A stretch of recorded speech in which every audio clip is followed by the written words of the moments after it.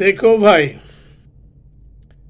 আওয়ামী লীগ হোক আর বিএনপি হোক আর রাষ্ট্র যে কোনো পার্টি হোক, সাধারণ জনগণের লেগে কোনো কাজ করে না।